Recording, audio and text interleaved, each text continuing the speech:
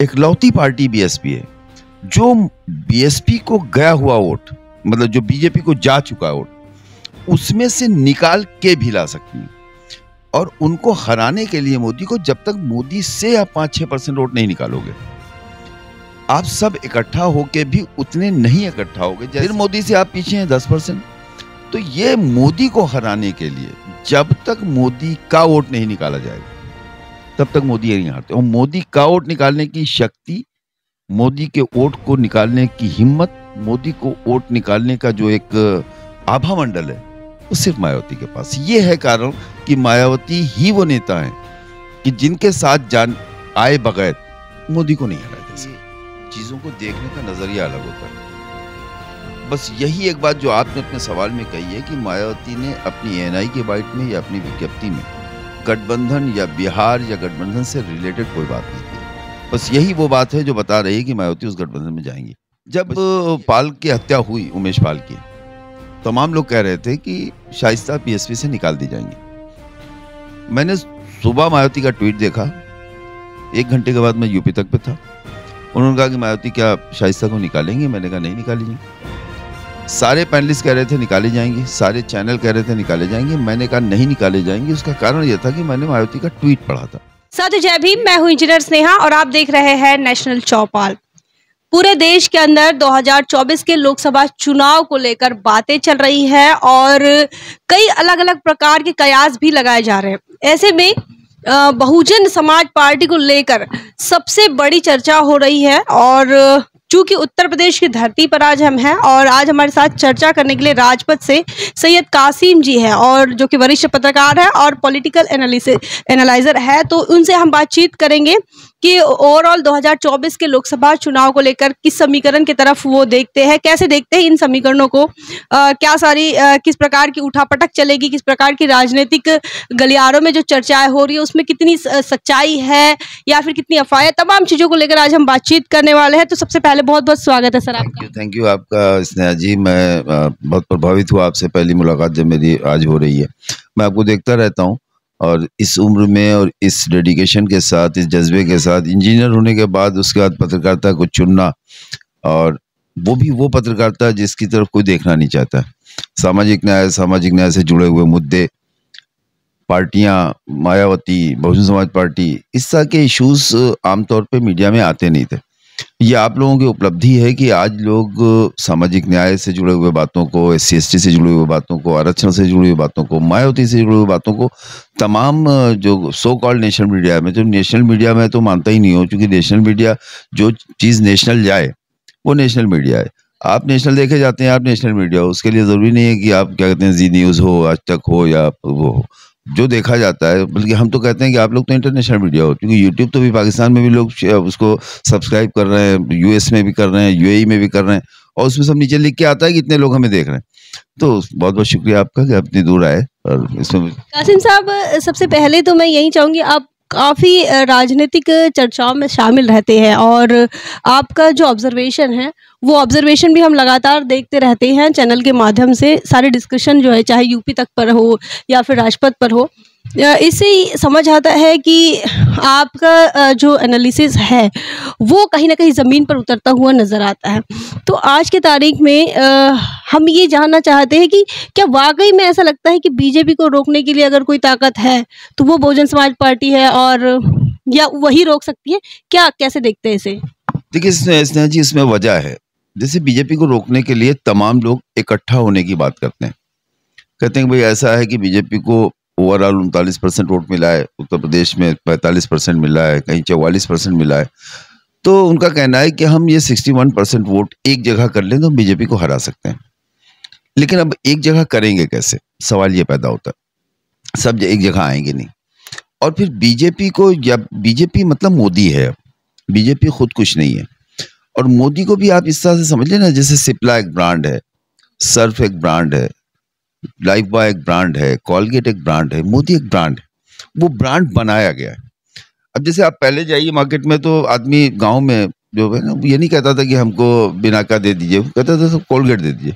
वो कोई सा भी अगर आपको देते वो पेस्ट, तो वो आदमी कॉलगेट समझ के लाता था। निरमा दे दीजिए, तो कोई भी पाउडर है तो निरमा था।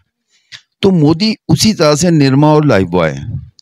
मोदी उसी तरह का कॉलगेट है, एक ब्रांड डेवलप किया गया और इस पर बड़ा पैसा लगा, बड़ा वक्त लगा।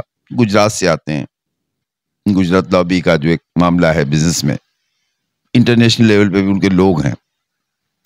तो ये पूरी एक भ्रम बनाया गया मोदी के नाम का। अब उस भ्रम को तोड़ने के लिए आप संघर्षों से नहीं तोड़ सकते। संघर्षों से सच तोड़ा जा सकता है, संघर्षों से झूठ नहीं तोड़ा जा सकता। मोदी एक इतना बड़ा झूठ ब्रांड बनाया गया है कि आप जो भी चीज लेके आइए, आप सच लाइएगा, और सच से झूठ को पहले सुनते थे आप कि सत्य जो है वो पराजित हो सकता है, पस्त नहीं हो सकता। ये सारे चीजें भी पास्ट की हैं।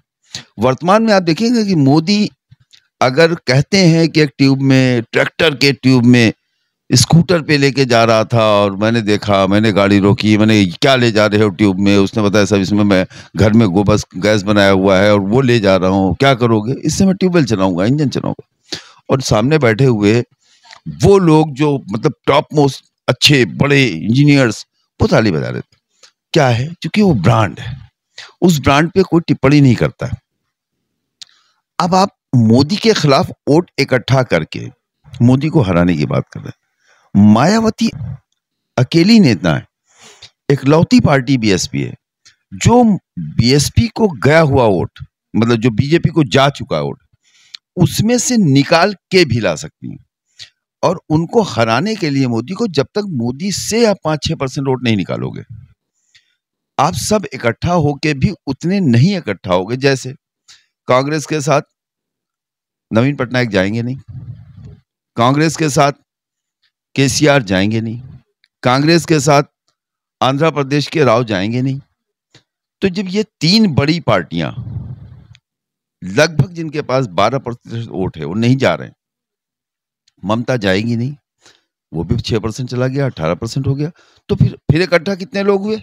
32%। फिर मोदी से आप पीछे हैं 10%। तो ये मोदी को हराने के लिए जब तक मोदी का वोट नहीं निकाला जाएगा, तब तक मोदी नहीं हारते। और मोदी का वोट निकालने की शक्ति, मोदी के वोट को निकालने की हिम्मत, मोदी को वोट निकालने का जो एक आभा मंडल है, वो सिर्फ मायावती के पास। ये है कारण कि मायावती ही वो नेता है कि जिनके साथ जान आए बगैर मोदी को नहीं हराया जा सकता। तो विपक्ष का काफी नुकसान होगा अगर बसपा नहीं जाती है आने वाले 23 तारीख को जो बैठक होने वाली है, क्योंकि तमाम लोगों को लग रहा था कि अभी जो एएनआई को जो बाइट दी, उसके बाद प्रेस विज्ञप्ति जारी हुई, उसमें कहीं पर भी गठबंधन का जिक्र नहीं हुआ। कहीं पर से ऐसा नहीं लगा कि गठबंधन की तरफ बहन मायावती का झुकाव है। तो ऐसे में किस बात का वेट हो रहा है? ऐसा कुछ लगता है आपको कि किसी चीज़ का इंतज़ार हो रहा है, या फिर कोई सिग्नल भी नहीं मिल रहा है कि जाएंगे साथ या नहीं जाएंगे? देखिए स्नेहा जी, सबसे बड़ी चीज ये है कि चीजों को देखने का नजरिया अलग होता है। बस यही एक बात जो आपने अपने सवाल में कही है कि मायावती ने अपनी एएनआई की बाइट में या अपनी विज्ञप्ति में गठबंधन या बिहार या गठबंधन से रिलेटेड कोई बात नहीं की।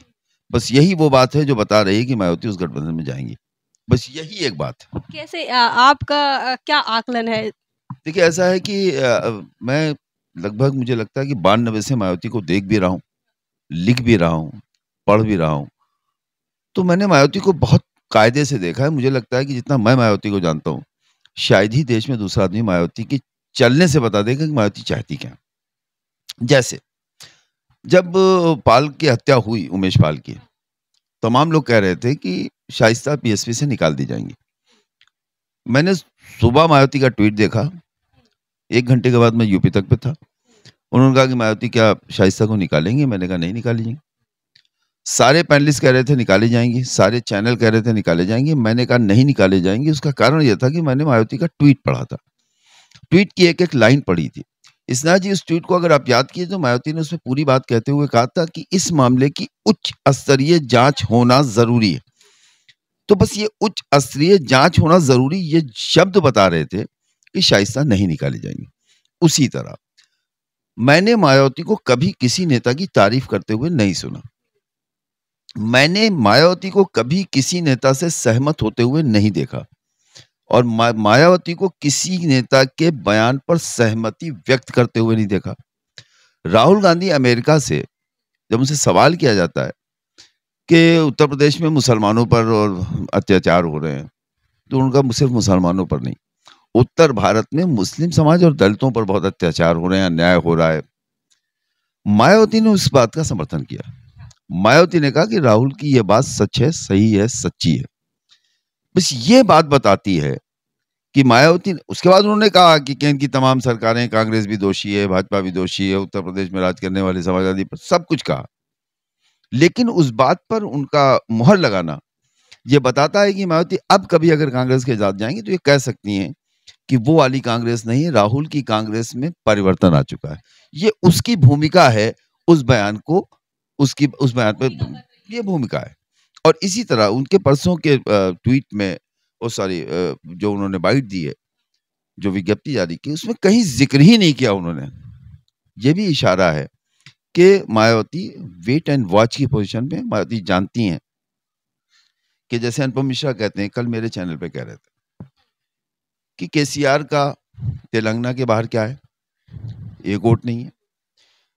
तेजस्वी का पूरे बिहार में नहीं है, नीतीश का पूरे बिहार में नहीं है, बाहर की तो बातें जाने दीजिए। ममता का बंगाल के बाहर नहीं है, शरद पवार का पूरे महाराष्ट्र में नहीं है, ठाकरे का पूरे महाराष्ट्र में नहीं है, केजरीवाल का पूरे भारत में नहीं है, अखिलेश यादव का पूरी यूपी में नहीं है। ऐसे में सिर्फ मायावती एक नेता बचती हैं जिनके देश के कम से कम 13 राज्यों में वोट है। इस बहस ये हो सकती है कि 2% है, 1% है, 3 है, 7 है, 13 है, लेकिन चाहे यूपी हो, चाहे मध्य प्रदेश हो, चाहे राजस्थान हो, चाहे बिहार हो, चाहे झारखंड हो, चाहे आपका हरियाणा हो, चाहे पंजाब हो, चाहे दिल्ली हो, चाहे जम्मू कश्मीर हो, ये कर्नाटका हो, तमिलनाडु हो, आंध्र प्रदेश हो, ये सारे राज्यों में बसपा के पास वोट है। और ये वोट जो है, ये वोट जब मायावती को लड़ता हुआ देखेगा, जब उसको ये लगेगा कि मायावती देश में बड़ी नेता के रूप में सामने आ सकती हैं, तो ये वोट बढ़ जाएगा, इसमें और परसेंटेज बढ़ेगा। जहां 1 है वहां 3 हो जाएगा, यहाँ 13 है यहाँ 22 हो जाएगा, 20 हो जाएगा। कारण यह है कि वो वोटर तड़प रहा है, उसको लगता है कि मतलब ये बहुत वक्त हो गया हमको लड़ाई लड़ते लड़ते, 4 बार उत्तर प्रदेश में दलित वोट और खासकर मुस्लिम वोट जिनका उत्पीड़न लगातार हो रहा है 2014 से, वो निर्णायक भूमिका में रहेंगे और वो शायद देखना चाहते हैं कि रेस में दिखे कोई ऐसी पार्टी जो उनकी बात करे, मजलूमों की बात करे। देखिए, उसमें सबसे बड़ी बात क्या है, कोई भी अलायंस अगर नैसर्गिक नहीं होता तो कामयाब नहीं होता।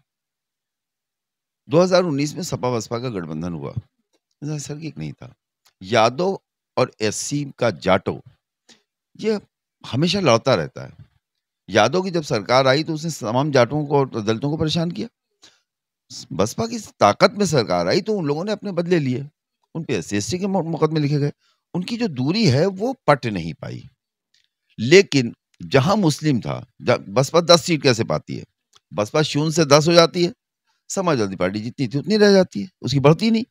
उसकी वजह यह है कि ये रिलायंस नैसर्गिक। कांग्रेस के साथ प्लस पॉइंट ये है कि कांग्रेस के साथ दलित भी रह चुका है, ब्राह्मण भी रह चुका है, मुसलमान भी रह चुका है, और वर्तमान से मोदी से लड़ता हुआ राहुल गांधी को देख के दूसरा वो वोटर जो एंटी मोदी है, जो मोदी को हटाना चाहता है, वो किसी भी समाज का हो सकता है, किसी भी वर्ग का हो सकता है, किसी भी पार्टी का हो सकता है, उसे लगता है कि राहुल लड़ रहा है।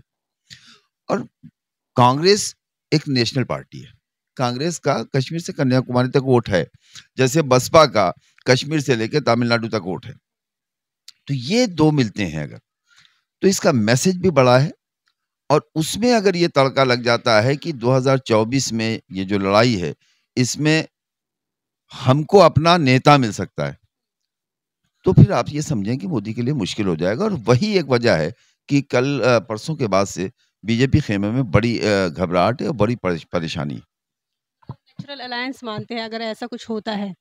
नहीं, बिल्कुल मैं तो मानता हूँ, मेरा ये मानना है कि दोनों के लिए ये 24 करो या मरो का साल है। बीएसपी के लिए 2024 तो काफ़ी महत्वपूर्ण है, क्योंकि जिन परिस्थितियों से पिछले दिनों से जो बहुजन समाज पार्टी गुजर रही है, चाहे वो विधानसभा की बात हो या फिर इसके पहले भी 2014 से ही कहो, तो जिन दिक्कतों से बहुजन समाज पार्टी या फिर जिस दौर से गुजरी है, 2024 कितना महत्वपूर्ण लगता है? बहुत महत्वपूर्ण, मैं तो कह रहा हूँ 2024 कांग्रेस के लिए भी बड़ा महत्वपूर्ण है, मायावती के लिए भी बहुत अहम है। मायावती की एज हो गई है, 29 में जब चुनाव होगा तो मायावती की एज और हो चुकी होगी। स्वास्थ्य भी उनका उतना अच्छा नहीं रहता है कि वो चीज़ों को जिस तरह से बात करती थी, अटैकिंग होती थी, रैलियाँ कर लेती थी, वो उस तरह से नहीं है।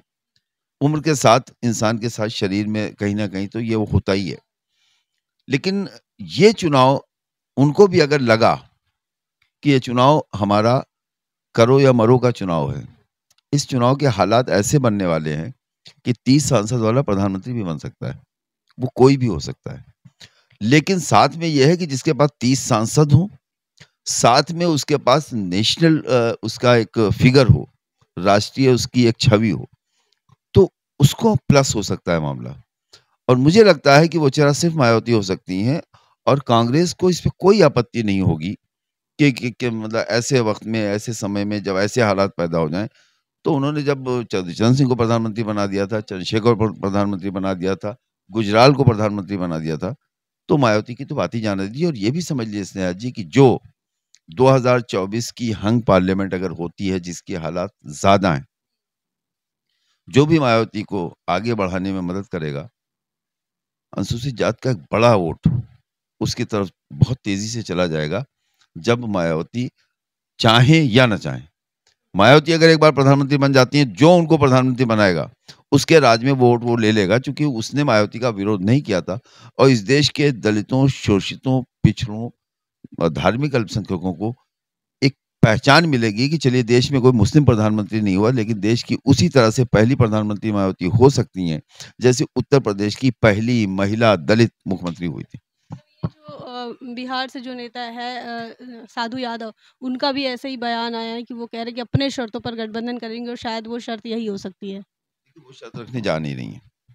आप जाके उनसे कहिए कि जब ऐसा है कि आप हमारे साथ लड़िए, इनको सत्ता से बेदखल कीजिए। कांग्रेस को करना चाहिए पहल। कांग्रेस को बिल्कुल पहल करना चाहिए और मुझे लगता है कि सोनिया गांधी से उनके संबंध ठीक हैं, मधुर संबंध है।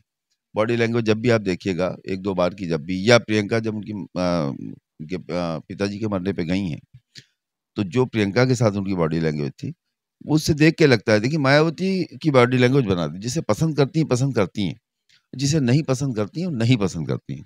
जैसे डिंपल के बारे में आज भी उनका पॉजिटिव है, आज भी वो कहती हैं कि मैंने उसे एक बार बहू कह दिया तो मेरी बहू है। तो ये मायावती की खूबी है, दोस्ती तो दोस्ती, दुश्मनी तो दुश्मनी। बहुत बहुत धन्यवाद। हमारे साथ राजपथ से थे सैयद कासिम जी, और इनके चैनल को आपने देखा होगा, आप यूट्यूब पर जाएं और राजपथ जो है वो ढूंढें, सब्सक्राइब करें, और काफ़ी सारी लगातार राजनीतिक चर्चाओं को लेकर वो अपनी बात रखते हैं। देश के तमाम मुद्दों को लेकर वो मुखर होकर बात करते हैं, और सीनियर जर्नलिस्ट है, वरिष्ठ पत्रकार है, लगातार देश के अंदर चल रहे हालातों को लेकर भी बात करते हैं। तो आज की हमारी जो चर्चा हुई है सैयद कासिम साहब के साथ, आप क्या सोचते हैं, आपका क्या मानना है, आपके क्या ख्यालात है, तमाम चीज़ें जो है कमेंट सेक्शन में ज़रूर लिखें। राजपथ को सब्सक्राइब ज़रूर करें, बने रहे नेशनल चौपाल पर। तब तक के लिए जय भीम, जय भारत। बहुजन विचारधारा को घर घर तक पहुंचाने के लिए हमारे यूट्यूब चैनल को सब्सक्राइब करें, लाइक करें, कमेंट करें, शेयर करें और बेल आइकन की घंटी दबाना ना भूलें।